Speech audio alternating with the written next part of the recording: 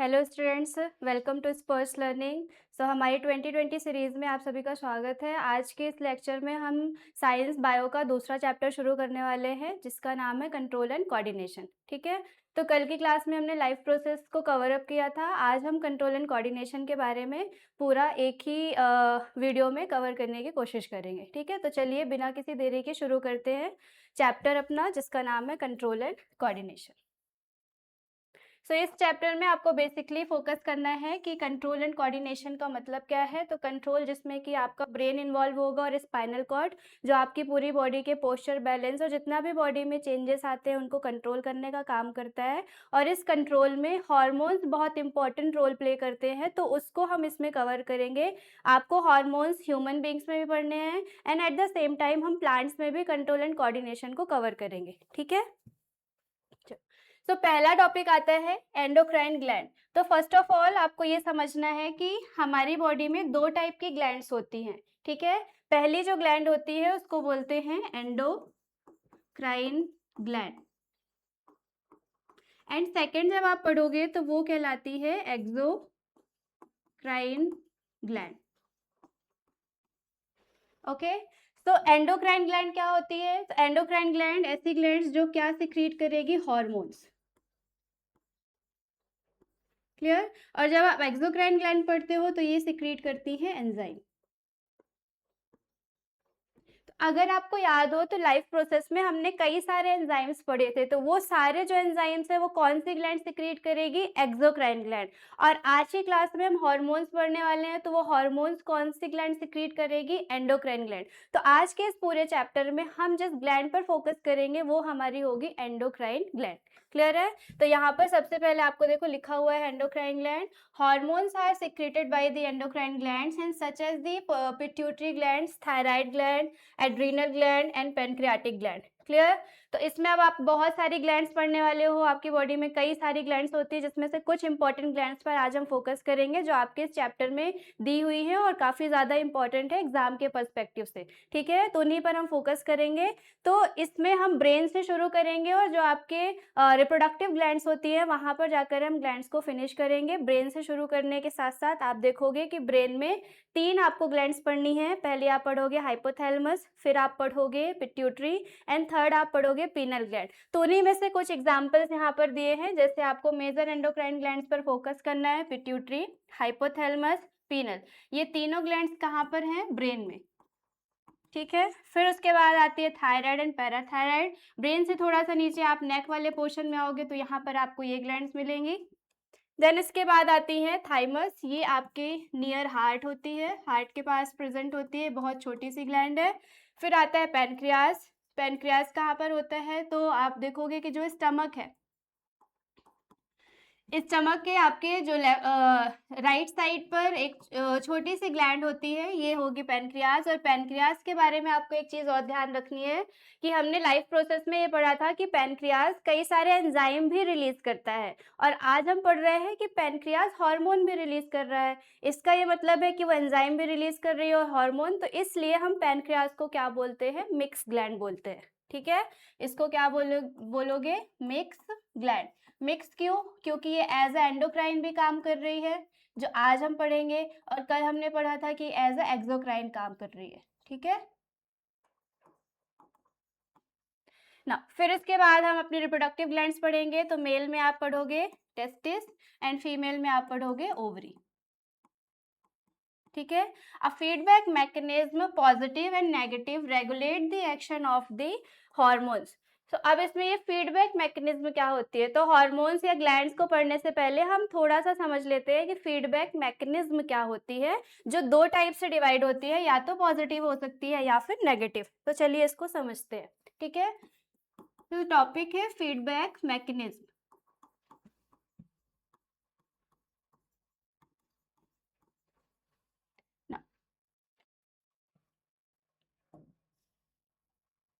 ठीक है, feedback mechanism में दो टाइप के मैकेनिज्म है। एक तो आप पढ़ोगे पॉजिटिव और एक आप पढ़ोगे नेगेटिव। ठीक है, ओके। फॉर एग्जाम्पल कि जैसे हम मानते हैं कि हमारे स्कूल में कुछ सीक्वेंस होता है, जैसे सबसे ऊपर टॉप पर प्रिंसिपल, फिर उसके बाद आते हैं टीचर और टीचर के बाद आते हैं स्टूडेंट्स, ठीक है। सो प्रिंसिपल हैं, प्रिंसिपल के साथ इनके अंडर पे कौन आएंगे, टीचर्स, और टीचर के अंडर पे कौन आएंगे, स्टूडेंट्स। हम ऐसा सपोज करके चलते हैं, ठीक है। सो टीचर का कंट्रोल किसके ऊपर होता है, बच्चों के ऊपर, और टीचर पर किसका कंट्रोल होता है, प्रिंसिपल का। तो ये सिनेरियो है, ऐसा ही सिनेरियो हमारी बॉडी में चलता है और उसी के बेस पर फीडबैक काम करता है। तो सबसे सुपीरियर होती है हाइपोथैलेमस ग्लैंड, अभी आप पढ़ोगे, फिर आती है पिट्यूटरी ग्लैंड, एंड देन आएंगी बाकी अदर ग्लैंड जो भी आप पढ़ोगे, जैसे थायराइड हो गई आपकी, एड्रिनल हो गई, थाइमस हो गई, टेस्टिस हो गई, ओवरी हो गई। तो ये सारी ग्लैंड किसके अंडर में आएंगी, पिट्यूटरी में। फॉर एग्जाम्पल कि कोई भी हम एक अभी ग्लैंड का एग्जाम्पल लेते हैं, जैसे थायराइड हमने ले लिया, ठीक है, ये हो गई थायराइड ग्लैंड। अब ये अपना काम अच्छे से नहीं कर रही है, मतलब या तो हार्मोन को बहुत ज़्यादा सिक्रीट करेगी या हार्मोन को बहुत कम सिक्रीट करेगी। दोनों ही केसेस में जो बॉडी है उसमें हार्मोन का डिसबैलेंस होगा। अगर बहुत ज़्यादा सिक्रीट होगा तब भी हार्मफुल है, बहुत कम सिक्रीट होगा तब भी हार्मफुल है। उस सिचुएशन में थायराइड ग्लैंड से मैसेज जाता है पिट्यूटरी के पास कि तुम जो है पिट्यूटरी, वो मेरे हार्मोन्स के लेवल को कम करो या ज़्यादा करो, जैसी भी सिचुएशन होगी। और पिट्यूटरी क्योंकि अकेले काम नहीं कर सकती है, तो ये किसके पास जाएगी, हाइपोथैलेमस के पास। हाइपोथैलेमस क्योंकि सबसे टॉप पर है जैसे प्रिंसिपल, तो प्रिंसिपल इसकी प्रॉब्लम को रिजॉल्व करेगा और पिट्यूटरी के पास एक मैसेज भेजेगा।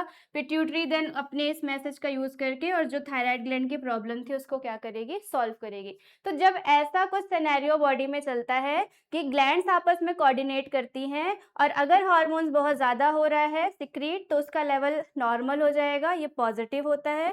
और अगर हार्मोन्स बहुत कम सिक्रीट हो रहे हैं तो उसका लेवल अप हो जाएगा, ये कहलाता है नेगेटिव फीडबैक मैकेनिज्म, ठीक है। तो पॉजिटिव और नेगेटिव समझ में आ गया कि क्या होता है। फीडबैक क्या होता है कि जब बॉडी में ग्लैंड्स आपस में कोऑर्डिनेट करती हैं तो उसको हम फीडबैक मैकेनिज्म कहते हैं, ठीक है। इसको और अच्छे से समझेंगे, पर पहले हम ग्लैंड्स पर फोकस करना शुरू करते हैं, ठीक है। चलो, देन उससे पहले आप पढ़ लो हार्मोन्स क्या होते हैं।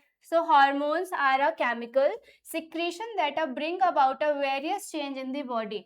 हार्मोन्स एक टाइप के केमिकल्स होते हैं जो बॉडी में सिक्रीट होते हैं और मल्टीपल चेंजेस लेके आते हैं। जस्ट लाइक कि आपकी बॉडी में ग्रोथ हो रही है, डेवलपमेंट हो रही है, प्यूबर्टी जब आती है, मीन्स जब टीनेज शुरू होती है मेल या फीमेल गर्ल्स एंड बॉयज़ की, तो उनकी बॉडी में बहुत सारे चेंजेस आने शुरू होते हैं।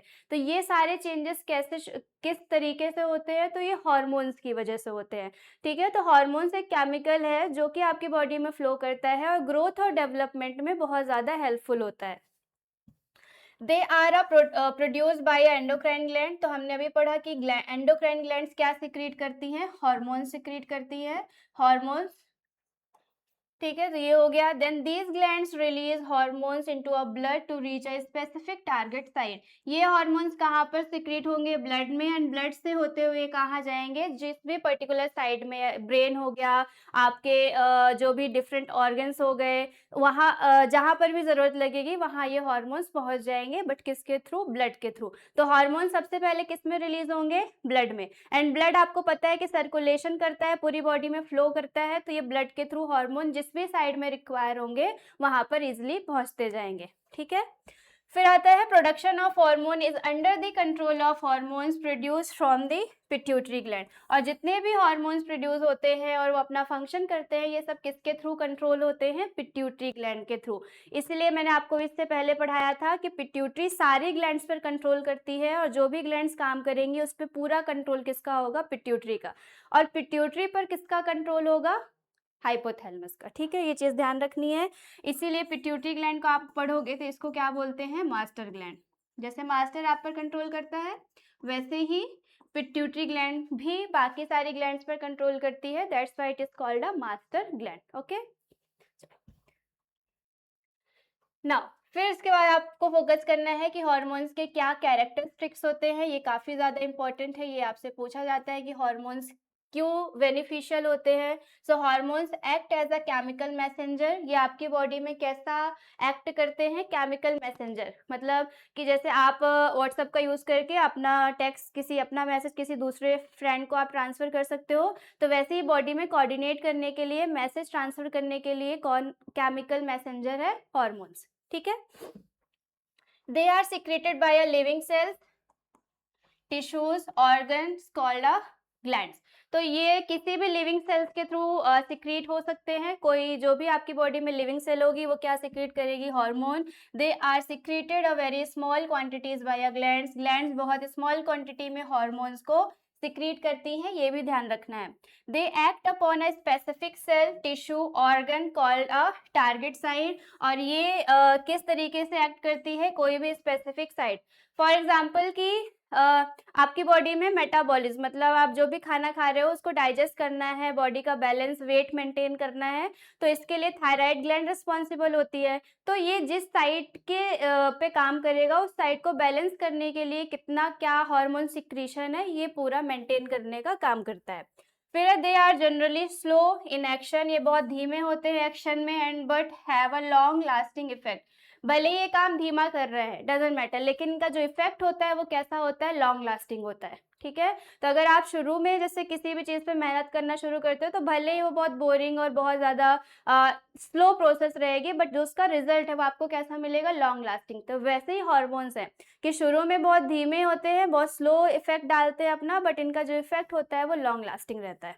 ठीक है, दे आइदर एक्सेलरेट और इनहिबिट रिएक्शन, या तो ये रिएक्शन को स्टार्ट कर सकते हैं या ये रिएक्शन को स्टॉप भी कर सकते हैं। मतलब आपकी बॉडी में अगर मेटाबॉलिज्म है तो उसको शुरू करने के लिए भी हार्मोन्स चाहिए और उसको स्टॉप करने के लिए भी हार्मोन्स चाहिए। तो किसी भी रिएक्शन को शुरू करने या स्टॉप करने के लिए भी हार्मोन्स रिस्पॉन्सिबल है।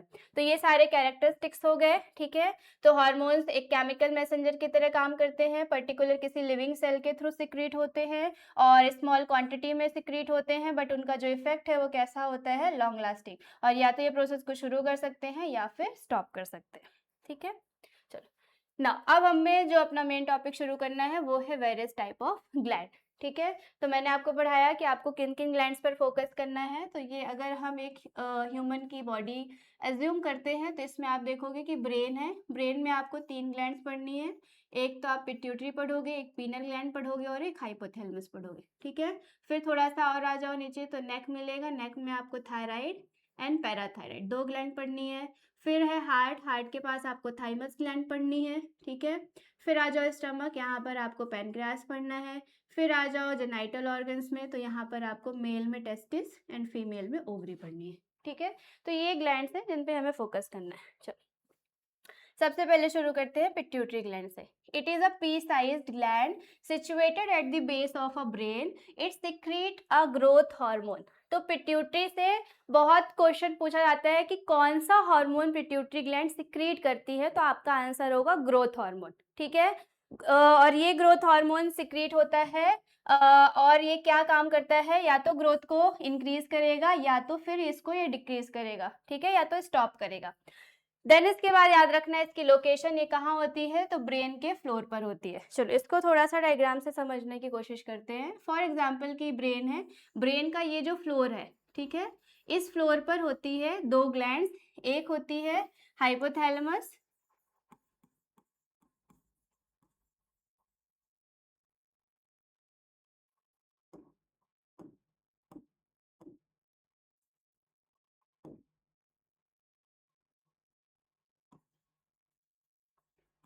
ठीक है, और इसी से अटैच्ड होती है ये कहलाती है पिट्यूटरी ग्लैंड।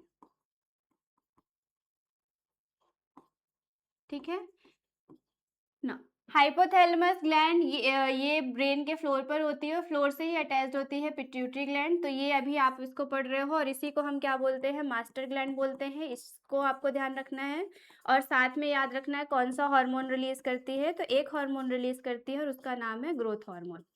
ठीक है, ये ग्रोथ हार्मोन या तो ग्रोथ को इंक्रीज करेगा या तो ग्रोथ को स्टॉप करेगा, और अगर नॉर्मल है तो ग्रोथ आपके नॉर्मल लेवल पर चलती जाएगी। ठीक है, 2 कंडीशन होती है। अगर ग्रोथ हार्मोन बहुत ज़्यादा सिक्रीट होता है तो जो कंडीशन आती है वो जाइंटिज्म की आती है। जाइंटिज्म मतलब कि शरीर बहुत ज़्यादा कैसा हो जाएगा, भारी भरकम, जैसे खली, खली को आप सबने देखा है ना, उसका शरीर कितना भारी भरकम है। तो वैसे ही अगर ग्रोथ हार्मोन बहुत लिमिट से ज़्यादा सिक्रीट हो जाएगा तो शरीर जो है वो कैसा हो जाएगा, जाइंट जैसा, यानी राक्षस जैसा हो जाएगा। ठीक है, बट अगर बहुत कम सिक्रीट होता है तब क्या होगा, बहुत कम होगा तो जो कंडीशन है वो क्या हो जाएगी, डॉर्फिज्म की। किसकी हो जाएगी? डॉर्फिज्म। डॉर्फिज्म मतलब कि इंसान कैसा रह जाएगा? बौना। बौना आप सबने देखा है, जिसकी हाइट ग्रो नहीं करती है तो उनकी वो बहुत छोटे रह जाते हैं, वो कहलाते हैं बौने, और उनको बोलते हैं डॉर्फिज्म। तो यानी उनकी बॉडी में जो ग्रोथ हार्मोन है वो बहुत कम सिक्रीट हुआ है। ठीक है।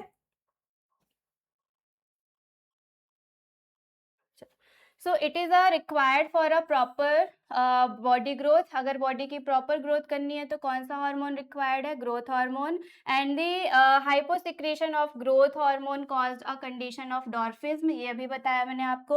और अगर हाइपर सिक्रेशन कंडीशन होगी तो ये क्या कॉज करेगी? जाइंटिज्म। हाइपो मतलब कि अगर हार्मोन बहुत कम सिक्रीट हो रहा है तो इंसान कैसा होगा? डॉर्फ होगा। और हाइपर मतलब बहुत ज़्यादा अगर हार्मोन सिक्रीट हो रहा है तो कैसा हो जाएगा? वो जाइंट के जैसा हो जाएगा। ये कॉजेज होते हैं ग्रोथ हार्मोन के। और अगर नॉर्मल लेवल पर सिक्रीट हो रहा है तो ग्रोथ भी एक नॉर्मल लेवल पर कंटिन्यू रहेगी। चलो, फिर आती है थायराइड ग्लैंड। इससे पहले आप देखो कि ये हाइपोथैलेमस है, ये भी हार्मोन रिलीज करती है। ये दो हार्मोन रिलीज करेगी, एक को बोलते हैं GHRH और एक होता है GHIH। RH का मतलब होता है रिलीजिंग हार्मोन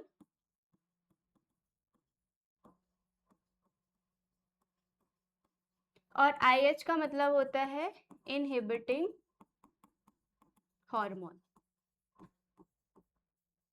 और GH का मतलब है ग्रोथ हार्मोन। ठीक है, तो फुल फॉर्म हो गया growth hormone, releasing hormone, growth hormone, inhibiting hormone. ये रिलीजिंग हार्मोन अगर हाइपोथैलेमस सिक्रीट करेगी तो जो पिट्यूटरी का ग्रोथ हार्मोन है वो ग्रोथ को इंक्रीज करेगा। और इनहिबिट मतलब होता है स्टॉप करना। और अगर हाइपोथैलेमस IH रिलीज करेगा तो पिट्यूटरी का ग्रोथ हार्मोन ग्रोथ को क्या करेगा? स्टॉप करेगा। ठीक है, तो इस तरीके से पिट्यूटरी ग्लैंड किसके कंट्रोल से चलती है? सॉरी, हाइपोथैलेमस के। तो हाइपोथैलेमस के दो हार्मोन याद रखोगे, GHRH और GHIH। और GHRH रिलीज होगा तो ग्रोथ जो हार्मोन है वो रिलीज होगा पिट्यूटरी से और ग्रोथ को इंक्रीज करेगा। और अगर IH रिलीज होगा तो ग्रोथ को वो स्टॉप करेगा। ठीक है, फिर आती है थायराइड ग्लैंड। ये कहाँ पर होती है? तो अभी हमने पढ़ा कि जो नेक का पोर्शन है वहां पर थायराइड होगी और इसी से जुड़ी हुई होती है पैराथायराइड ग्लैंड। ठीक है, it is located close to the trachea in the neck. It produce a hormone is called a thyroxine.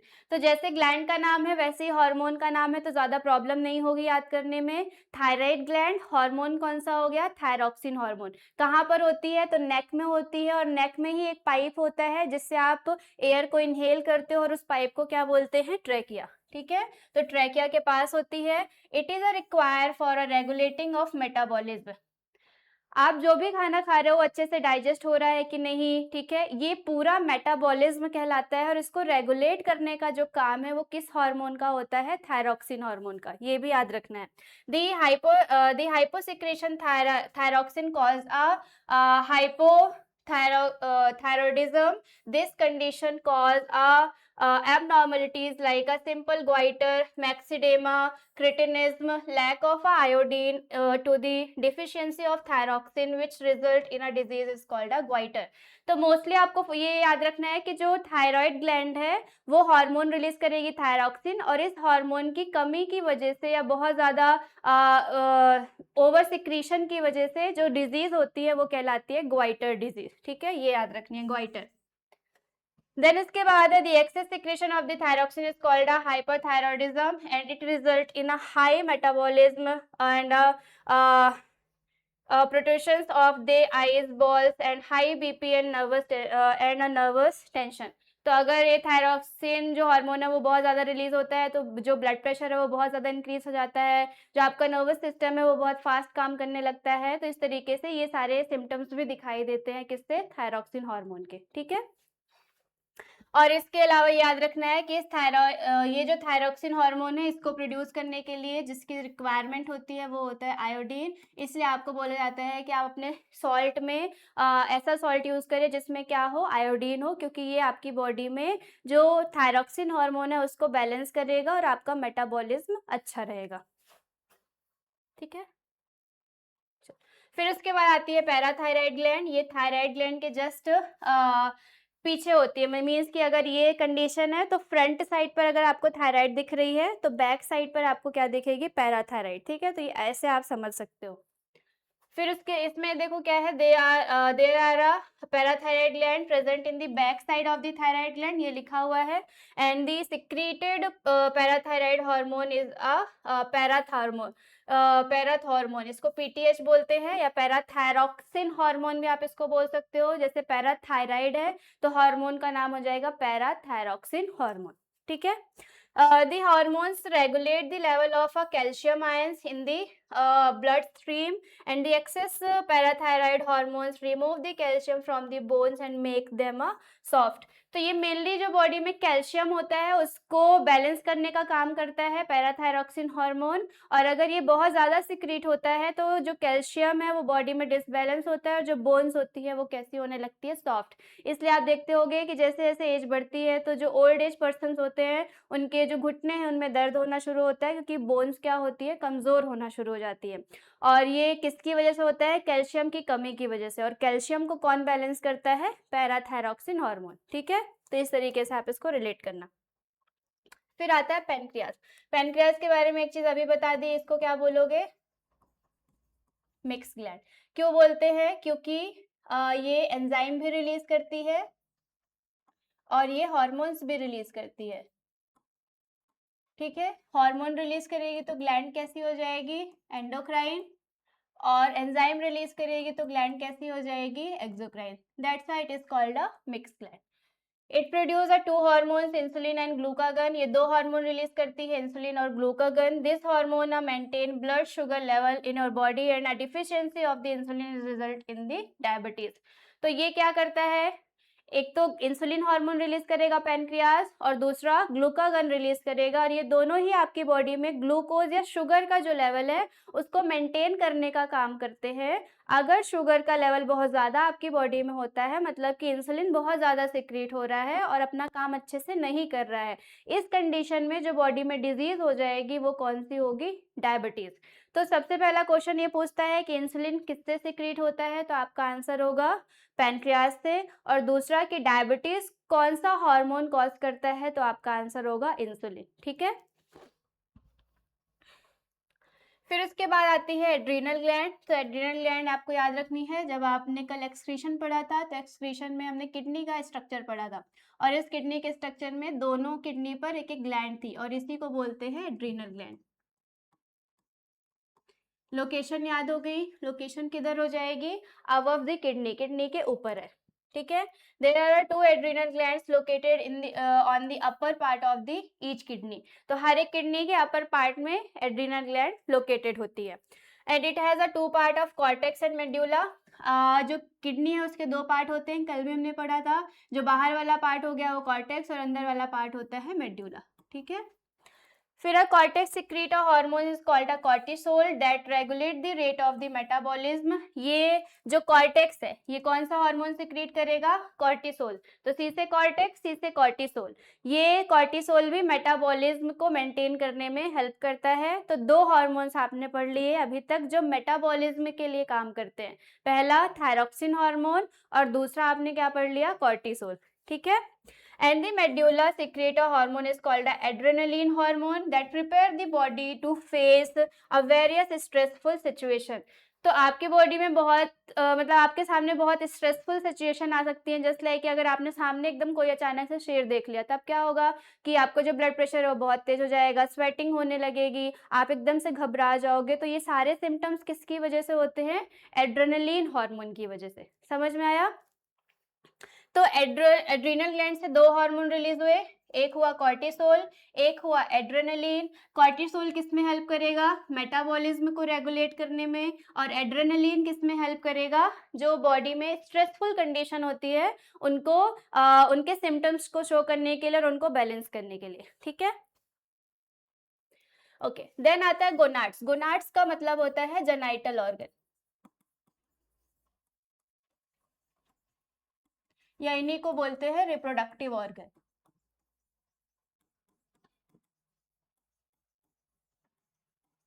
ठीक है। तो इनमें आप दो रिप्रोडक्टिव ऑर्गन देखोगे, एक तो आप मेल में देखोगे जिसको बोलेंगे टेस्टिस, और दूसरा आप देखोगे फीमेल में जो कि है ओवरी। ठीक है। सो मेल में जो टेस्टिस है वो कौन सा हार्मोन रिलीज करेगा, उसका नाम है टेस्टोस्टेरोन। तो टेस्टिस एंड टेस्टोस्टेरोन दोनों सिमिलर है, इसको आप ऐसे याद कर सकते हो। And it is produce by the testis on the one set of the puberty. और जब प्यूबर्टी, प्यूबर्टी का मतलब होता है टीनेज, मतलब 10-11 साल से और फिर कंटिन्यू आपका जो भी टीनेज चलती है 19, उस बीच में जो हार्मोन रिलीज होते हैं और वो जो एज पूरी चलती है वो प्यूबर्टी कहलाती है। और इसी प्यूबर्टी में जो मेल होते हैं, मेल की बॉडी में जो टेस्टिस है वो टेस्टोस्टेरोन को सिक्रीट करना शुरू करती है, जिसकी वजह से मेल बॉडी में चेंजेस आना शुरू होते हैं, जैसे शोल्डर ब्रॉड हो जाएंगे, बियर्ड का ग्रोथ हो जाएगा, वॉइस जो है वो क्रैक हो जाएगी, स्पर्म का फॉर्मेशन शुरू हो जाएगा, इस तरीके से चेंजेस आना शुरू होते हैं। ठीक है।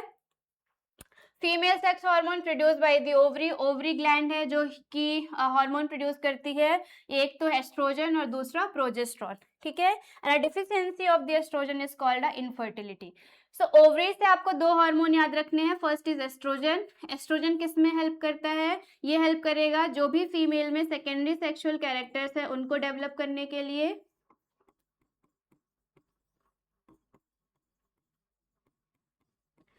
ठीक है। एंड साथ में फीमेल्स की जो भी ग्रोथ है फिजिकली, उनको उसको ग्रोथ करने के लिए एस्ट्रोजन हार्मोन ज़रूरी होता है। ओवरीज में जो ओवा होता है, ओवा मीन्स की एग, इसको ग्रो करने के लिए भी एस्ट्रोजन हेल्पफुल होता है। और आपको पता है कि ओवा ही वो सेल है जो आगे चल करके फर्टाइल होगी और प्रेगनेंसी को कंटिन्यू करेगी। तो इसीलिए इसमें लिखा हुआ है कि अगर एस्ट्रोजन की डिफिशियंसी यानी कि कमी हो जाए फीमेल की बॉडी में तो उसमें क्या आ जाएगी, इनफर्टिलिटी। इनफर्टिलिटी मतलब है कि जो उसमें प्रेगनेंसी के चांसेस हैं वो बहुत कम हो जाएंगे या तो बिल्कुल ही खत्म हो जाएंगे। ठीक है। और ये प्रोजेस्टेरोन दूसरा हार्मोन है। प्रोजेस्टेरोन को कैसे याद रखोगे, पी से शुरू होता है प्रोजेस्टेरोन, तो ये किस में हेल्प करता है, प्रेगनेंसी को मेंटेन करने में।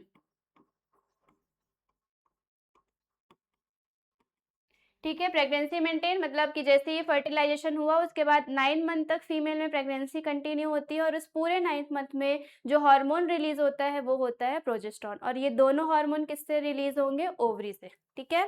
तो टेस्टिस से टेस्टोस्टेरोन एंड ओवरी से एस्ट्रोजन एंड प्रोजेस्टेरोन। फिर इसके बाद है, तो ये आपने जितनी भी ग्लैंड्स थी उसको आपने कवर कर लिया।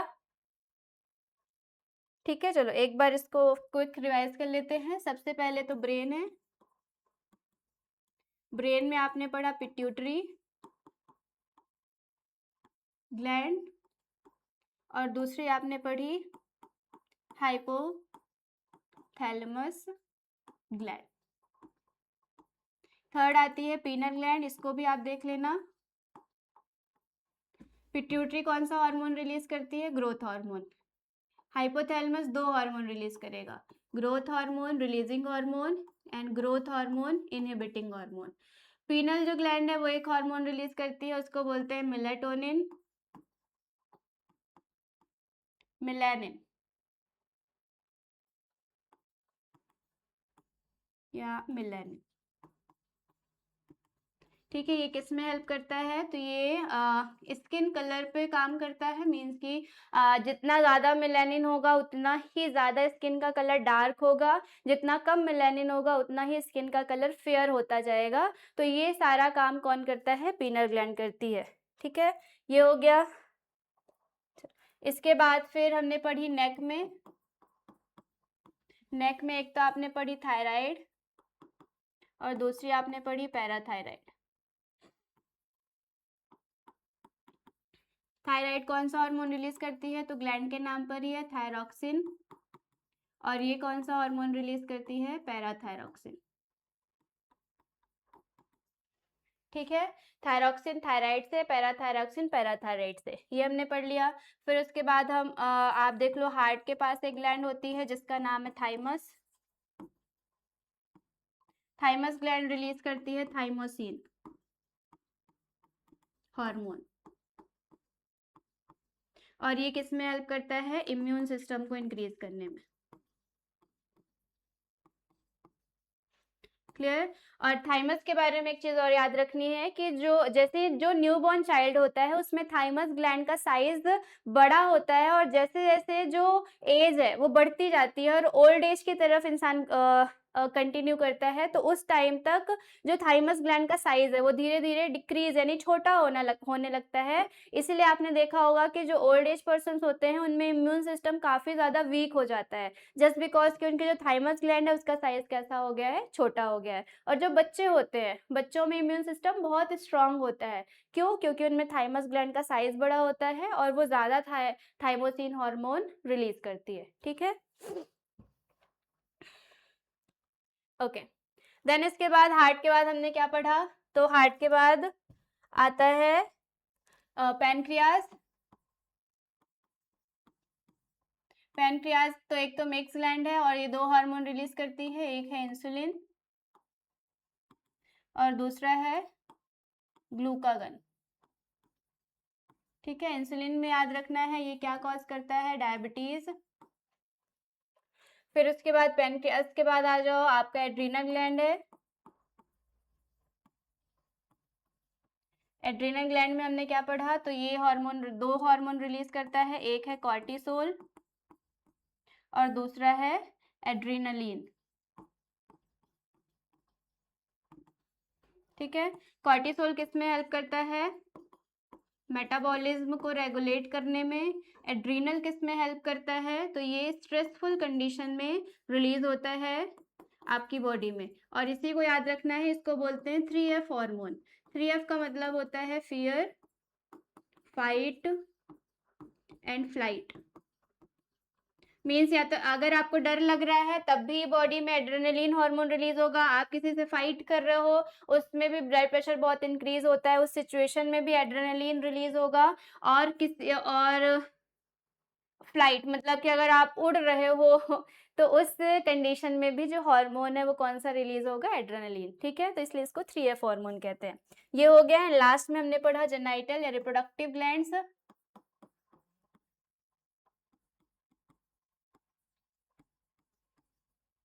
रिप्रोडक्टिव ग्लैंड्स में दो आपने पढ़ी, एक तो आपने मेल में पढ़ी, उसको क्या बोला गया? टेस्टिस।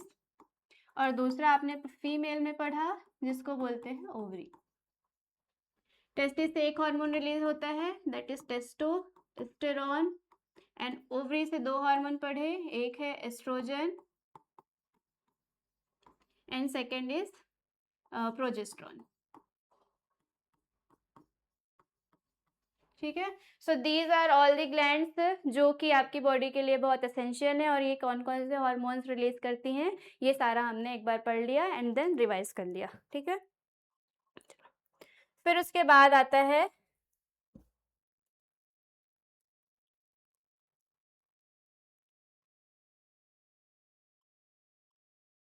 ये, अब आपको पढ़ना है नर्वस सिस्टम। नर्वस सिस्टम क्या है? जो आपकी बॉडी में सेंसेस को फील करवाने के लिए या फिर सिग्नल्स के लिए रिस्पॉन्स करने में जो आपकी बॉडी में रेगुलेशन होता है वो कहलाता है नर्वस सिस्टम। इसमें जो आप पढ़ोगे वो होते हैं न्यूरॉन। तो जस्ट लाइक आपके घर में वायरिंग होती है, जैसे आप स्विच ऑन करते हो तो जो बल्ब और फैन है वो ऑन हो जाते हैं और स्विच ऑफ करते हो तो ये बंद हो जाते हैं। वैसे ही आपकी बॉडी में अगर आप देखोगे कि अगर आपने किसी एक हॉट पैन को टच किया तो जैसे उसको आप टच करोगे तो आप अपना हाथ तुरंत उधर से रिमूव करोगे। ये क्यों हुआ? क्योंकि आपकी बॉडी में नर्वस सिस्टम है जो आपको सेंसेशन को फील करने में हेल्प करता है, और इस तरीके की किसी भी रिएक्शन से आप अपने आप को प्रोटेक्ट कर सको उसमें बचाने में ये मदद करता है। ठीक है, तो ये नर्वस सिस्टम, इसमें आपको जो पढ़ना है वो है न्यूरॉन। ठीक है, न्यूरॉन के बारे में पढ़ना है तो उसके लिए आपको डायग्राम देखना है, और डायग्राम ये diagram most most most important है। तो एक तो आपको इसको बनाते आना चाहिए और बनाने के साथ साथ लेबलिंग भी आनी चाहिए, और लेबल के साथ साथ ये क्या फंक्शन परफॉर्म करता है ये भी आपको बनना चाहिए। ठीक है, चलो देख लेते हैं। तो इसमें ये जो आपको पोर्शन दिख रहा है येलो वाला, और जिसमें आपको ये पूरी ब्रांचेस जैसे स्ट्रक्चर है, ये कहलाता है सेल बॉडी। और ये जो ब्रांचेस निकली हुई हैं ये कहलाते हैं न्यूक्लियस, सॉरी ये कहलाते हैं डेंड्राइट्स। और ये जो बीच में ब्राउन कलर का स्ट्रक्चर दिख रहा है ये होता है न्यूक्लियस। ठीक है, फिर ये बीच में आपको ये पूरी लॉन्ग टेल जैसा स्ट्रक्चर है, ये एक्सॉन कहलाता है। एक्सॉन का जो लास्ट पार्ट है वो कहलाती है नर्व एंडिंग। ठीक है। तो एक न्यूरॉन में क्या क्या चीजें हो गई, फर्स्ट ऑफ ऑल तो ये पोर्शन हो गया जिसको बोला गया, ये है सेल बॉडी। सेल बॉडी में क्या क्या हुआ, so this is a cell body, ठीक है। ये हो गया न्यूक्लियस एंड ये हेयर लाइक स्ट्रक्चर्स ये कहलाते हैं डेंड्राइट, ठीक है। फिर उसके बाद एक पूरी लॉन्ग ट्यूब होती है, इस लॉन्ग ट्यूब को बोलते हैं एक्सॉन, और एक्सॉन का जो एंड होता है वो कहलाता है नर्व एंडिंग।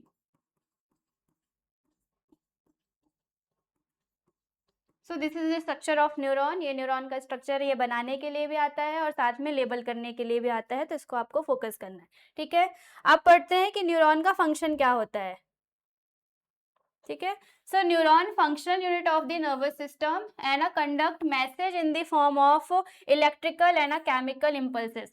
तो न्यूरॉन में आपको ये चीज ध्यान रखनी है कि इसमें मैसेज का ट्रांसफर होता है, ठीक है। जैसे अभी बताया कि जो वायर हैं वो इलेक्ट्रिसिटी को सप्लाई करती हैं, इलेक्ट्रिसिटी आपका जो स्विच है वहां तक पहुंचती है और ऑन करोगे तो इलेक्ट्रिसिटी ऑन हो जाएगी, ठीक है, और वो रन करने लगेगी। वैसे ही आपकी बॉडी में जो मैसेज हैं वो ट्रांसफर होते हैं इन न्यूरॉन्स के थ्रू, और ये न्यूरॉन्स दो तरीके से मैसेज को ट्रांसफर करते हैं।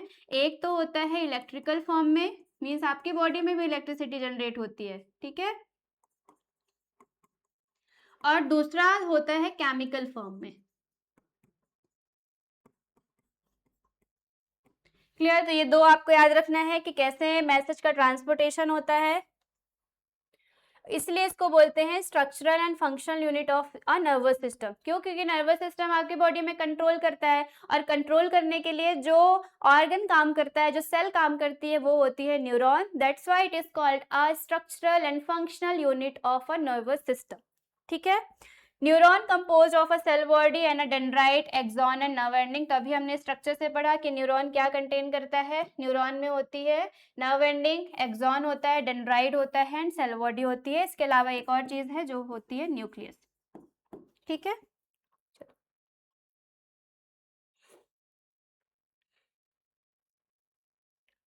Nervous system and endocrine system provide a control and coordination in animal. Neurons, ये अभी हमने पढ़ लिया कि न्यूरॉन्स क्या होते हैं। चलो, अब आपको देखना है कि तीन टाइप से न्यूरॉन होते हैं आपकी बॉडी में। First is sensory neuron, second is motor neuron and third is relay या इंटरमीडिएट न्यूरॉन। कैसे? तो न्यूरॉन में तीन, फर्स्ट इज सेंसरी न्यूरॉन।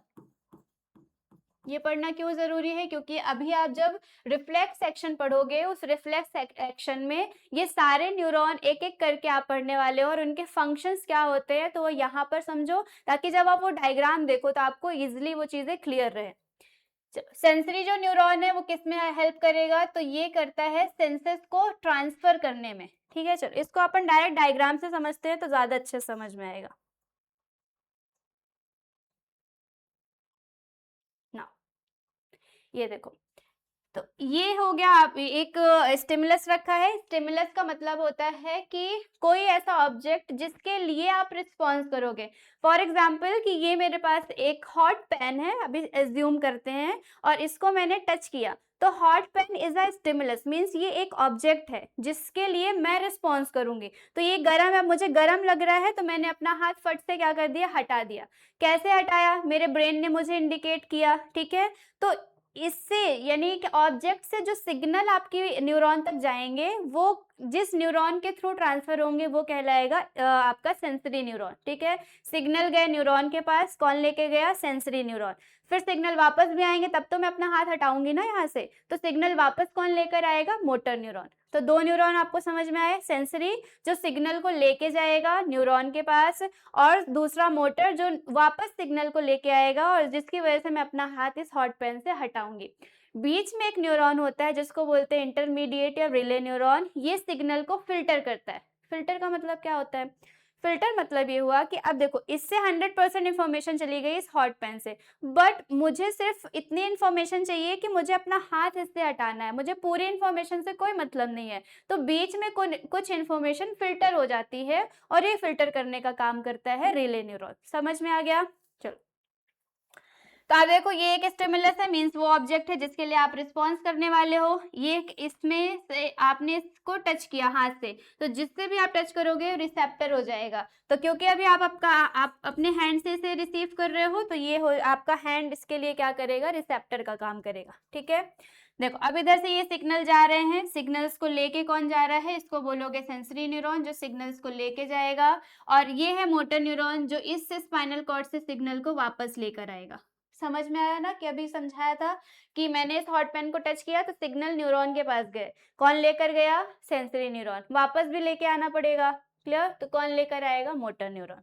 ठीक है, ओके, ये बीच में आती है स्पाइनल कॉर्ड। एक चीज और याद रखनी है कि जो भी सडन एक्शन होते हैं, जैसे कि मैंने अगर ये पेन आपके साइड पर ऐसे फेंक के मारा, तो आप सडनली अपनी आईज को ब्लिंक करोगे, अपने आप को प्रोटेक्ट करने की कोशिश करोगे, यही होगा। ठीक है, और अगर आप किसी भी हॉट ऑब्जेक्ट को टच करते हो तो आप सडनली अपना हाथ रिमूव करोगे। तो ऐसे एक्शन जो बहुत फास्ट हो रहे हैं, जिसके लिए आपको सोचने का भी टाइम नहीं है, वो सारे रिफ्लेक्स एक्शन में आएंगे। और ये पूरे एक्शन जो कंट्रोल है वो किसके थ्रू होते हैं, स्पाइनल कॉर्ड के थ्रू। समझ में आया। और ऐसे एक्शन जिसमें आपको थोड़ा बहुत सोचने का टाइम लगे, जस्ट लाइक कि कोई आप क्वेश्चन आपने पढ़ा और आप सोच रहे हो कि इसका आंसर क्या होगा, तो टाइम लग रहा है, और इस पूरे टाइम प्रोसेस में जो आपका काम करेगा वो है ब्रेन। समझ में आया। तो सडन एक्शन के लिए स्पाइनल कॉर्ड, इसलिए इसमें आप देखोगे कि जो भी सिग्नल्स हैं वो किसके पास जा रहे हैं, इस स्पाइनल कॉर्ड के पास, और यहाँ पर होता है इंटरन्यूरॉन, और इसी को बोलते हैं रिले न्यूरॉन। ये किसमें हेल्प किया, सिग्नल को इसने फिल्टर कर दिया, क्योंकि आपको पूरी इन्फॉर्मेशन चाहिए ही नहीं, और जो भी बची हुई इन्फॉर्मेशन है जो आपके लिए जरूरी है वो आती है मोटर न्यूरॉन, और मोटर न्यूरॉन के थ्रू आपके हाथ तक आएगी, और फिर उसके बाद अपना हाथ उधर से क्या करोगे, हटा लोगे। तो ये विद इन अ सेकेंड हो जाता है, मतलब आपने किसी हॉट ऑब्जेक्ट को टच किया और हाथ हटा लिया, टच किया और हाथ हटा लिया, ये तुरंत हो गया, बहुत क्विक हो गया। तो ये एकदम सडन होता है, और इसके बीच में ये सारी प्रोसेस इन्वॉल्व होती है। ठीक है, आई होप आपको समझ में आया कि न्यूरॉन कैसे फंक्शन करते हैं। देखो, तो ये हो गया सेंसरी न्यूरॉन जो सिग्नल को लेके जाएगा, ये हो गया मोटर न्यूरॉन जो सिग्नल को वापस लेकर आएगा, और ये है रिले न्यूरॉन जो बीच में सिग्नल को क्या करेगा, फिल्टर करेगा। ठीक है, फिर उसके बाद आता है synapse. Synapse it is also important, क्योंकि इससे क्वेश्चन पूछता है। साइनेप्स क्या होता है, a small gap between the axon of the neuron and the dendrite of the next neuron, इसको बोलते हैं साइनेप्स। क्या मतलब हुआ इसका, समझा दो मैम। तो देखो, अभी बताया कि एक न्यूरॉन है ये, ठीक है, फिर इसी के बाद दूसरा न्यूरॉन शुरू होगा, और इस तरीके से आपकी बॉडी में इन न्यूरॉन्स की क्या बनती है, ब्रांच बनती है। मीन्स ये सभी इस तरीके से कनेक्टेड होते हैं और पूरी बॉडी में एक नेटवर्क बनाते हैं। बट ये देखो कि यहाँ पर आपको गैप दिख रहा है, ये गैप दिख रहा है, इसी गैप को बोलते हैं साइनेप्स। ठीक है, so gap between two neuron is called a synapse. Simply आपको बस याद रखना है कि साइनेप्स क्या है, इट इज अ गैप जो कि आपके दो न्यूरॉन के बीच में होता है। ठीक है, बस इसमें सिंपल इतना ही आपको याद रखना है। फिर आ जाओ पार्ट्स ऑफ नर्वस सिस्टम। अब हम देखते हैं कि नर्वस सिस्टम में कितने पार्ट होते हैं। तो एक होता है आपका पीएनएस और एक होता है सीएनएस। पीएनएस को बोलते हैं पेरिफेरल नर्वस सिस्टम, और सीएनएस को बोलते हैं सेंट्रल नर्वस सिस्टम। ठीक है, CNS consists of brain and spinal cord. PNS consists of nerves that are connected of the CNS to a different part of the body. The brain, spinal cord and the nerves are the important part of our nervous system. क्या हुआ ये, तो इसमें आपको simply देखना है, जो nervous system है उसके टोटली दो पार्ट होते हैं, एक होता है CNS और एक होता है PNS, और कभी कभी एक हम पढ़ते ANS। सीएनएस अभी आपने पढ़ा कंट्रोल नर्वस सिस्टम, पीएनएस आपने पढ़ा पेरिफेरल नर्वस सिस्टम, एएनएस का मतलब होता है ऑटोमेटिक नर्वस सिस्टम। ठीक है, सीएनएस सेंट्रल, तो आपकी बॉडी में सेंट्रल में क्या है, सेंटर में क्या है, तो जब भी आप देखोगे तो आपकी बॉडी में सेंटर में एक तो ब्रेन है और दूसरा उसी से अटैच्ड होती है स्पाइनल कॉर्ड। ठीक है, तो ये हो गया ब्रेन और ये हो गई स्पाइनल कॉर्ड, ये एकदम सेंटर में होते हैं बॉडी के, इसलिए इनको किस में इंक्लूड किया जाता है, सीएनएस में। ठीक है, तो इसमें लिखा हुआ है कि कौन कौन से पार्ट इंक्लूड होते हैं, ब्रेन एंड स्पाइनल कॉर्ड। ठीक है, पीएनएस में क्या होता है, पीएनएस पेरिफेरल, पेरिफेरल का मतलब होता है चारों तरफ, जस्ट लाइक ये बॉडी है और बॉडी के चारों तरफ जो चीजें होंगी वो किस में आएंगी, पेरिफेरल नर्वस सिस्टम में। मीन्स कि जैसे ये मैं हूँ और मेरी बॉडी के अराउंड जो होंगी, तो ब्रेन के अराउंड जितनी भी नर्व्स होंगी वो पेरिफेरल में आएंगी, और स्पाइनल कॉर्ड के अराउंड जितनी भी नर्व्स होंगी वो किस में आएंगी, स्पाइनल नर्व्स में। तो पेरिफेरल में दो चीजें आ गई, एक हो गई क्रेनियल नर्व्स और एक हो गया आपका spinal nerves.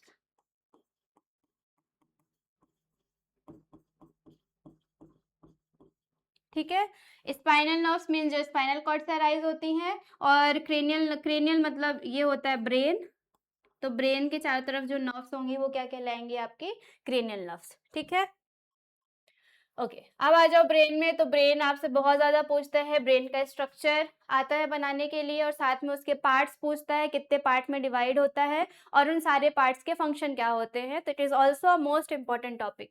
So brain is enclose in the bony box is called a cranium. देखो अभी हमने पढ़ा क्रेनियम मीन्स ये ब्रेन है, एक बॉक्स में पैक होता है, और उस बॉक्स को आप नॉर्मल लैंग्वेज में स्कल बोलते हो, और वैसे इसका नाम होता है क्रेनियम। एंड स्पाइनल कॉर्ड किसमें कवर्ड होती है, वर्टिब्रल कॉलम, जिसको आप नॉर्मल लैंग्वेज में क्या बोलते हो, बैकबोन। समझ में आया? The brain and a spinal cord are externally covered and a protective covering called a meninges। तो ब्रेन में एक फ्लूइड फिल होता है जो आपके ब्रेन को कवर अप करता है, क्योंकि ब्रेन बहुत ज़्यादा इंपॉर्टेंट पार्ट है आपकी बॉडी का। तो ब्रेन को कवर करने के लिए जो एक्स्ट्रा लेयरिंग होती है वो मेनिंजेस कहलाती है, और इस मेनिंजेस में एक फ्लूइड फिल होता है जिसको बोलते हैं CSF। मीन्स इसका होता है सेरेब्रो स्पाइनल फ्लूइड। ये फ्लूइड इस पूरे मेनिंजेस के बीच में फिल होता है, और यही आपके ब्रेन को क्या करता है, प्रोटेक्ट करता है। तो इसको भी याद रखना है। ठीक है, ब्रेन में 3 लेयर्स होती हैं। तो अगर ये ब्रेन है तो इसमें 3 लेयर्स हो गई आपकी। एक जो लेयर होती है वो डूरामीटर होती है, आउटर लेयर, फिर बीच में होती है आपकी आर्केनॉइड, एंड सबसे इनर होती है आपकी पायामेटर, इस तरीके से। तो ब्रेन में 3 layers, dura mater, arachnoid and a pia mater, outer layer, middle layer और इनर लेयर। ठीक, okay so this is a structure of brain. इसमें आप देखो कि क्या क्या चीजें हैं। तो ये जो पूरा एरिया दिखता है ये ब्रेन का सबसे आउटर पार्ट होता है, इसको बोलते हैं फोर ब्रेन। ठीक है, ये बीच में होता है, ये कहलाता है मिड ब्रेन, और सबसे लास्ट में होता है हिंड, या इसको कभी कभी हाइंड भी प्रोनाउंस करते हैं, हिंड या हाइंड ब्रेन। ठीक है, तो ब्रेन में कितने part, 3, fore brain, mid brain और हाइंड ब्रेन। ब्रेन में कितनी layer, 3, outer layer, middle layer और इनर लेयर। ठीक है, human brain is classified into a fore brain, mid brain and hind brain. अब इनके आपको फंक्शन पर फोकस करना है। सबसे पहले आता है फोर ब्रेन। फोर ब्रेन में क्या है, it consist of a cerebrum, thalamus and hypothalamus. अभी पढ़ाया था जो ब्रेन है आपका उसमें हाइपोथैलेमस भी होती है, पिट्यूटरी ग्लैंड भी होती है। तो जो फोर ब्रेन है उसमें कौन से पार्ट होते हैं, उसमें होता है सेरिब्रम, थैलेमस और हाइपोथैलेमस। इसके आपको फंक्शन ध्यान रखने हैं। It is the thinking part of the brain. जो फोर ब्रेन है वो पूरा का पूरा बॉडी में कंट्रोल करने का काम करता है, चाहे सोचने का काम हो, मेमोरी को स्टोर करने का काम हो, बॉडी में बैलेंस बनाने का काम हो, किसी भी चीज को स्टोर रखने का काम हो, ये सब कुछ काम जो भी आपके कंट्रोल में होता है वो सब कौन करता है, फोर ब्रेन करता है। ठीक है, forebrain is a sensory region that receive a sensory impulses of a various receptors. It has a motor region that a control of a movement of various muscles such as the leg muscle. तो अब आपको अपने हाथ और पैर को move करना है, बॉडी को मूव करना है, तो ये सब कौन करता है, फोर ब्रेन करता है, क्योंकि ये सब कुछ आपके कंट्रोल में होता है। आपको कितना चलना है, कैसे हाथ मूव करना है, सो ऑन। ठीक है, cerebrum control intelligence, learning, memory, thinking and speech. तो अभी आपको बताया कि जितना भी सोचने का, समझने का, लिखने का, मेमोरी स्टोर करने का, ये सब कुछ काम होता है, बोलने का, ये सब किसके थ्रू कंट्रोल होता है, फोर ब्रेन के through. Hypothalamus contain a many areas that are control of thinking such as a body temperature, urge of eating and a drinking। इसमें आपको हाइपोथैलेमस याद रखना है क्योंकि सबसे ज्यादा यही पूछता है। ये किस में हेल्प करता है, तो बॉडी के टेम्परेचर को मेंटेन करने में, इसके अलावा आपको भूख लग रही है, ये कौन मैसेज करेगा, कौन बताएगा, तो हाइपोथैलेमस बताएगा। प्यास लग रही है, ये भी कौन बताएगा, हाइपोथैलेमस। समझ में आया? तो फोरब्रेन में सबसे इंपॉर्टेंट पार्ट हाइपोथैलेमस और सेरिब्रम। सेरिब्रम किस में हेल्प करेगा, मेमोरी को स्टोर करने में, सोचने में और लिखने में, बोलने में। और हाइपोथैलेमस बॉडी का टेम्परेचर मेंटेन करने में, और साथ में भूख लगी है कि नहीं, प्यास लगी है कि नहीं, ये सब मेंटेन करने में काम कौन करेगा, हाइपोथैलेमस। फिर आ जाओ मिड ब्रेन, तो इसका काम सिर्फ होता है, ये तो एक तो सबसे कंसर्न होता है किसके लिए, साइट के लिए और हियरिंग के लिए। मतलब ये जो मिड ब्रेन है ये जस्ट आपके आईज वाले पोर्शन से कनेक्टेड होता है, इसलिए जितना भी आप विजुअल यानी देखने का काम होता है तो ये सब किसके थ्रू कंट्रोल होता है, मिड ब्रेन के थ्रू। और सुनने, तो देखने और सुनने का डिपार्टमेंट किसका हो गया, मिड ब्रेन का, ये याद रखना है। और साथ में मिड ब्रेन क्या करेगा, ये कनेक्ट करता है किसको, फोर ब्रेन और ये हिंड ब्रेन। तो यहाँ पर आपको फोर ब्रेन दिख रहा है ये, और ये है हिंड ब्रेन, इनके बीच में ये क्या हो गया, मिड ब्रेन। तो ये फोर ब्रेन और हिंड ब्रेन को क्या करेगा, कनेक्ट करेगा। ठीक है, तो दो काम हो गए किसके, मिड ब्रेन के। देखने और सुनने का जो पोर्शन है वो मिड ब्रेन कंट्रोल करेगा, और साथ में कनेक्ट करेगा किसको, फोर ब्रेन को हिंड ब्रेन से। फिर आ जाओ हिंड ब्रेन। हिंड ब्रेन क्या करता है, it consist of pons, medulla and cerebellum. Hind brain में 3 पार्ट होते हैं basically.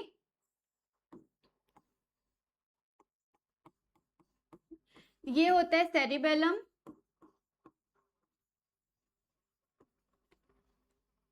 This one is pons and ये है मेड्यूला।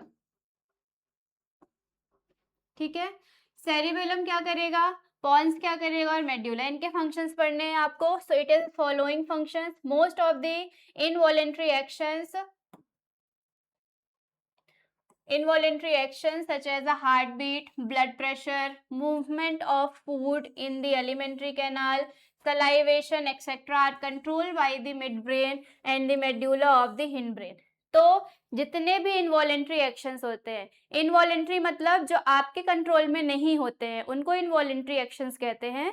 और ये पूरे एक्शंस में जैसे कि हो गया वॉमिटिंग हो गया, ठीक है, देन आपके बॉडी का जो डाइजेशन है वो हो गया, तो ये सब कुछ कंट्रोल कौन करेगा, सलाइवेशन, मतलब आपका जो माउथ है उस माउथ में सलाइवा सिक्रीट होता है which is also not in your control, वो आपके कंट्रोल में नहीं है, तो इसलिए ये सारे एक्शंस कौन करेगा, मेड्यूला। ठीक है, तो मेड्यूला पूछा जाता है कि हाइंड ब्रेन में कौन सा ऐसा पार्ट है जो कि इनवॉलेंट्री एक्शंस परफॉर्म करता है, तो आपका आंसर होगा मेड्यूला। फिर है सेरिबेलम, ये किसके लिए रिस्पॉन्सिबल है, वॉलेंट्री एक्शंस के लिए, और ये मेंटेन करता है आपकी बॉडी का पोस्चर एंड बैलेंस। तो आप सीधे खड़े हो, आप अपनी बॉडी का बैलेंस मेंटेन कर पा रहे हो, ये पूरा कौन कंट्रोल करता है, सेरिबेलम। तो cerebellum, cerebrum, cerebrum it is a part of fore brain, cerebellum it is a part of hind brain. तो दोनों में कंफ्यूज नहीं होना है, सेरिब्रम फोर ब्रेन में आएगा, सेरिबेलम हिंड ब्रेन में आएगा। सेरिब्रम किस में हेल्प करता है, थिंकिंग में, मेमोरी स्टोर करने में, ठीक है, और सेरिबेलम पोस्चर और बैलेंस को मेंटेन करने में। समझ में आया? ओके फिर आ जाओ स्पाइनल कॉर्ड में। तो ये ब्रेन है और ब्रेन से कनेक्टेड होती है स्पाइनल कॉर्ड। ब्रेन में जितनी भी एक्टिविटी हुई वो स्पाइनल कॉर्ड के थ्रू पूरी बॉडी में क्या होगी, सर्कुलेट होगी। ठीक है, it is continuation of the medulla oblongata and the runs through the vertebral column। तो ये क्या करता है, medulla oblongata से कनेक्ट होता है। मीन्स आप देखोगे कि जो ब्रेन है,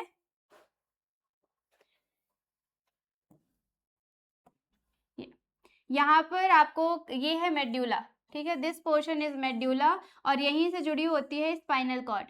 तो मेड्यूला स्पाइनल कॉर्ड और ब्रेन को क्या करने का काम करता है, कनेक्ट करने का काम करता है। ठीक है, तो ये भी आपको याद रखना है।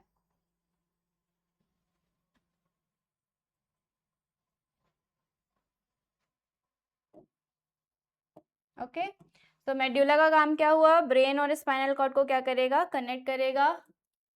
The spinal cord is made up of a similar half fused together in the form of a central canal containing the cerebrospinal fluid. The outer portion of the spinal cord is a white matter and the consists of a nerve fiber. The inner portion is contained in the gray matter. तो grey and white matter का मतलब कि कुछ type के fluid होते हैं जो spinal cord में फिल होते हैं. जो आउटर साइड है वहां पर व्हाइट मैटर और जो इनर साइड है वहां पर ग्रे मैटर. विच मतलब ये ज्यादा इंपॉर्टेंट तो नहीं है पर एक बार जस्ट आप देख लेना. 3 type of responses that nerve system are a reflex action, voluntary actions and a involuntary. ये बहुत ज्यादा इंपॉर्टेंट है, इसको हम पढ़ते हैं कि ये क्या है. तो एक तो रिफ्लेक्स एक्शन, ये हमने पढ़ा कि ये क्या होते हैं, सडन एक्शन जिस पर आपका कंट्रोल नहीं होता है और ये फटाफट हो जाते हैं, आपको पता भी नहीं चलता है, वो सारे किस में आएंगे, रिफ्लेक्स एक्शन में.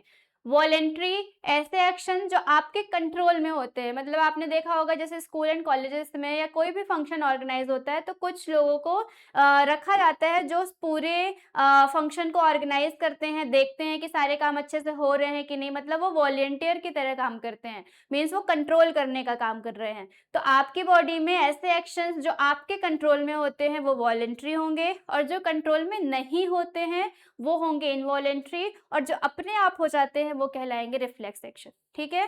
तो 3 type of action in your body, reflex, voluntary, involuntary. Reflex जो अपने आप हो जाएं, वॉलेंट्री जो आप कंट्रोल करो, इनवॉलेंट्री जो आपके कंट्रोल में ना हो. ठीक है. Sudden movement and a response of the stimulus occurrence in a very short duration of a time does not involve will or any thinking of the brain. तो जो sudden हो जाएंगे वो हो जाएंगे reflex action. Like we touch a hot plate, we immediately pull our hand back. तो वही है कि मैंने hot pan को touch किया और मैंने अपना हाथ suddenly हटा लिया. That is a reflex action. फिर आता है voluntary action. So action such as a writing, talking that can be control by a consciously. तो मतलब जो आपके कंट्रोल में हो, जैसे कि लिखना हो गया, पढ़ना हो गया, बोलना हो गया, ठीक है, सोचना हो गया, थिंक करना हो गया, ये सब किस में आएंगे, वॉलेंट्री में. एंड इनवॉलेंट्री क्या हो जाएंगे, action such as a breathing, digestion that can not be a control of consciously. So जो भी आपके कंट्रोल में नहीं हो, जैसे डाइजेशन, आपने खाना खा लिया, ये आपके कंट्रोल में है, बट खाना खाने के बाद वो बॉडी में गया, कैसे डाइजेस्ट होगा, कितनी देर में डाइजेस्ट होगा, ये आपके कंट्रोल में नहीं है, इसलिए इसको आप किस में रखोगे, इनवॉलेंट्री में. ठीक है. इसके अलावा ब्रीदिंग मीन्स कि आपको एक्सहेल, इनहेल ये सडनली होती है कि आप कुछ भी काम करते रहते हो और ये ब्रीदिंग की प्रोसेस भी चलती रहती है, तो इसलिए ये भी किस में आएगी, इनवॉलेंट्री में. ठीक है. फिर रिफ्लेक्स आर्क, ये बहुत आता है बनाने के लिए या तो फिर लेबल करने के लिए, तो उसको आपको प्रिपेयर करना है. मैंने आपको समझा ही दिया है कि कैसे काम करता है. सो आप देखो कि ये पूरा पाथवे बना हुआ है जिसमें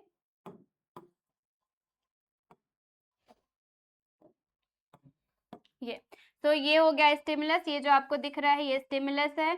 फिर इसको जो भी इस स्टिमुलस को रिसीव करने आएगा वो रिसेप्टर होगा. रिसेप्टर से जो भी सिग्नल्स जाएंगे वो सेंसरी न्यूरॉन लेके जाएगा. ठीक है. ये आप देखो, ये गया स्पाइनल कॉर्ड के पास, यहाँ पर फिल्टर होगा तो इसके लिए इंटर न्यूरॉन होगा और इसी को आप क्या बोलोगे, रिले न्यूरॉन. ठीक है. देन ये पूरा स्पाइनल कॉर्ड है जो कंट्रोल करता है और स्पाइनल कॉर्ड से सिग्नल्स ब्रेन में जाते हैं किसके लिए, रिफ्लेक्स एक्शन के लिए भी, बट सिर्फ और सिर्फ मैसेज को क्या करने के लिए, स्टोर करने के लिए.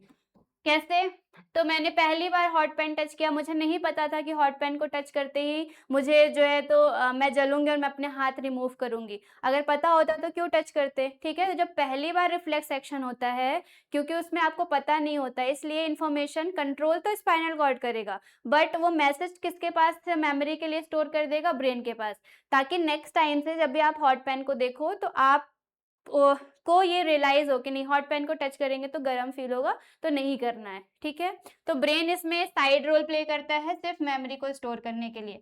फिर सिग्नल्स आए और वापस कौन लेकर आया, मोटर न्यूरॉन, और फिर इसके बाद ये अपना हाथ इधर से क्या करेगा, रिमूव करेगा. तो इस तरीके से आपको ये रिफ्लेक्स आर्क देखना है और इस पे फोकस करना है. ये लेबलिंग के लिए आता है तो लेबलिंग के हिसाब से आप इसको देख लेना. ठीक है.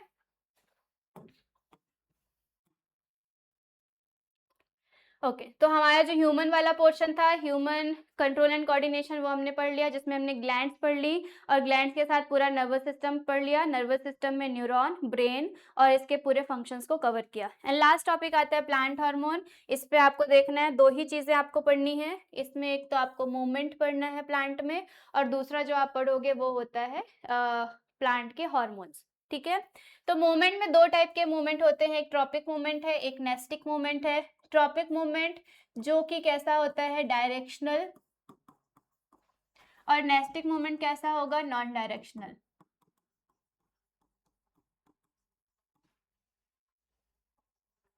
ठीक है, डायरेक्शनल मतलब कि पर्टिकुलर किसी एक स्टिमुलस या ऑब्जेक्ट की तरफ डायरेक्ट करेगा, ग्रो करेगा, तो वो डायरेक्शनल होगा। और जिसमें कि कोई भी पर्टिकुलर डायरेक्शन नहीं है, स्टिमुलस नहीं है, कहीं पर भी ग्रोथ हो रही है, तो वो कहलाएगा nastic movement.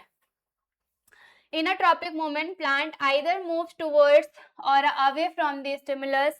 The movement could be phototropic, towards away from a light, geotropic, towards a gravity, and a thigmotropism, touch stimulate, and a hydrotropism in a moisture stimulus.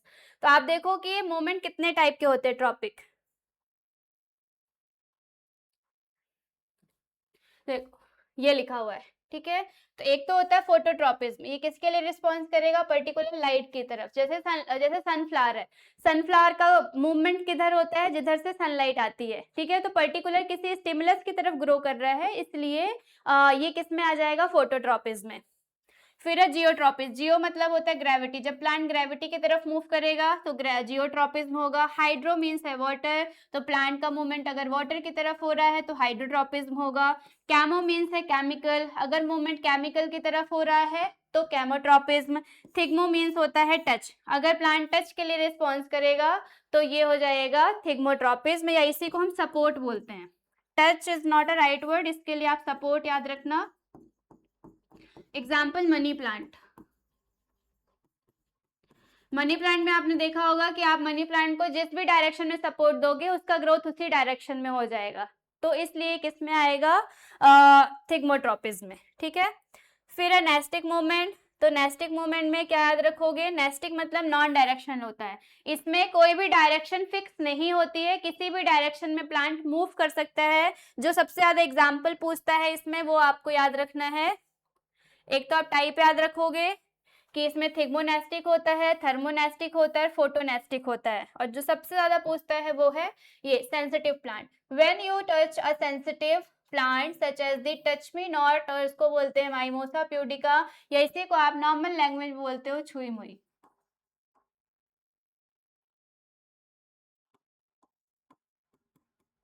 ठीक है, इसका साइंटिफिक नेम है mimosa pudica and the plant fold its leaves and a drop. तो सबसे important question है कि सबसे ज्यादा पूछा जाता है कि छुई मुई का साइंटिफिक नेम क्या है, या फिर सेंसिटिव प्लांट है टच मी नॉट प्लांट का साइंटिफिक नेम क्या है, तो आप बताओगे माइमोसा प्यूडिका।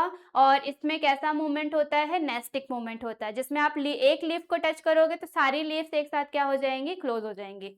ठीक है, okay, when seed germinate the root, एक होता है आपका ग्रोथ इंडिपेंडेंट मूवमेंट और एक होता है growth dependent movement. Independent movement मतलब कि पर्टिकुलर किसी भी स्टिमुलस के लिए वो रिस्पॉन्सिबल नहीं है या जरूरी नहीं है वो स्टिमुलस उसके लिए, और ग्रोथ अपने आप हो रही है। ठीक है, और डिपेंडेंट मतलब कि जैसे लाइट है, वाटर है, प्लांट पर्टिकुलर किसी ना किसी चीज के लिए डिपेंडेंट है तभी उसकी ग्रोथ होगी। अगर आप प्लांट में वाटर नहीं दोगे, सनलाइट नहीं दोगे, कोई भी न्यूट्रिएंट नहीं दोगे तो प्लांट की ग्रोथ नहीं होगी। तो एक होगा ग्रोथ डिपेंडेंट मूवमेंट और एक होगा ग्रोथ इंडिपेंडेंट। ठीक है, टॉपिक मूवमेंट हमने पढ़ लिया। एंड नाउ लास्ट है हार्मोन्स इन प्लांट, ये बहुत ज्यादा इंपॉर्टेंट है, इससे कई सारे क्वेश्चंस बनते हैं। तो प्लांट में दो टाइप के हार्मोन याद रखने हैं, एक जो प्लांट की ग्रोथ को प्रमोट करेगा और दूसरा जो प्लांट की ग्रोथ को इनहिबिट करेगा। इनहिबिट मतलब होता है स्टॉप। ठीक है, तो ग्रोथ प्रमोटर में आपके आएंगे 3 हार्मोन और ग्रोथ इनहिबिटर में आएंगे 2 हार्मोन। कौन कौन से यहाँ पे देखते हैं, तो पहला ऑक्सिन है, जिब्रेलिन है और साइटोकाइनिन है। These 3 are a growth promoter, auxin, gibberellin और साइटोकाइनिन। ऑक्सिन किस में हेल्प करता है, स्टेम की ग्रोथ में और साथ में प्लांट की टिप की ग्रोथ में हेल्प करता है। मीन्स कि ये पूरा का पूरा प्लांट है तो ये टिप है, ये टिप और भी लॉन्ग होगी, फिर कंटिन्यूसली प्लांट इस तरीके से बढ़ता जाता है। तो टिप की ग्रोथ करने में कौन हेल्प करेगा? ऑक्सिन, और साथ ही स्टेम की ग्रोथ करता है। फिर जिब्रेलिन, इट प्रमोट ये स्टेम इलॉन्गेशन। ये किस में हेल्प करेगा? स्टेम के इलॉन्गेशन में, मतलब स्टेम का जो साइज है, ब्रेथ है, वो इलॉन्ग हो, वो वाइड हो, इसमें कौन हेल्प करता है? जिब्रेलिन। और साथ ही साथ में ये सीड के जर्मिनेशन में भी हेल्प करता है। शीट जर्मिनेशन मतलब कि एक शीट से क्या बनना? प्लांट बनना। इसमें कौन हेल्प करेगा? जिब्रेलिन। एंड लास्ट में आता है साइटोकाइनिन। ये किस में हेल्प करेगा? सेल डिवीजन में। तो जैसे आपको पता है कि सेल है फिर टिश्यू बनेगा, तो इस तरीके से सेल डिवाइड होगी, और सेल जब तक डिवाइड नहीं होगी कोई भी ग्रोथ कंटिन्यू नहीं हो सकती है। तो सेल को डिवाइड करने में कौन सा हार्मोन प्लांट में मदद करता है? वो है cytokinin. Cyto means cell, kinin means division, cell division, तो कौन आएगा? साइटोकाइनिन। ठीक है, इन तीनों में आपने देखा कि कहीं ना कहीं प्लांट की क्या हो रही है? ग्रोथ हो रही है। एंड लास्ट में आता है abscisic acid and ethylene. Abscisic acid promote seed dormancy, मतलब ये सीड की डोमेसी, कि सीड जो है वो जर्मिनेट नहीं होगा या उसकी ग्रोथ स्टॉप होगी, इसमें हेल्प करता है। And at the same time ये मदद करता है लीफ फॉल में, कि प्लांट में आपने देखा होगा कि जो लीफ है वो सूख जाती है और प्लांट से नीचे गिर जाती हैं, और तो इसमें जो मदद करता है हार्मोन वो कौन सा होता है? Abscisic acid.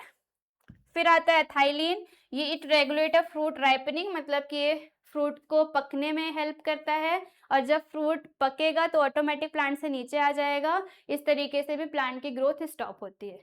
समझ में आया? So these are 5 hormone which divided into a 2 category. First is growth hormone and second is first is growth promoter and second is growth inhibitor. Promoter में आपको 3 हार्मोन याद रखने हैं। कौन कौन से हैं बताओ? पहला ऑक्सिन, दूसरा जिब्रेलिन, और तीसरा साइटोकाइनिन। ग्रोथ इनहिबिटर में कितने? बस 2 ही हैं। कौन कौन से? पहला है एब्सिसिक एसिड और दूसरा है इथाइलिन। समझ में आ गया? तो ये 5 हार्मोन्स आपको प्लांट में याद रखने हैं। क्लियर? तो इसी के साथ ही ये जो हमारा चैप्टर था कंट्रोल एंड कोऑर्डिनेशन वो कंप्लीट होता है, और इसको अपन ने बहुत ही शॉर्ट में पढ़ा है कि ये कैसे इस पूरे चैप्टर में क्या क्या टॉपिक है, किस टॉपिक पे हमको फोकस करना है, कैसे चीज़ें हमें लर्न करनी है, और कौन से इंपॉर्टेंट टॉपिक है जिसे हमें मेमोराइज करके रखना है। समझ में आ गया? तो बस आज के लिए इतना ही। इसको आप पढ़िए। अगर आपको कोई डाउट आता है किसी टॉपिक में तो आप कमेंट सेक्शन पे मैसेज कीजिए, उस पर आपको रिस्पॉन्स किया जाएगा। ठीक है, तब तक के लिए थैंक यू सो मच।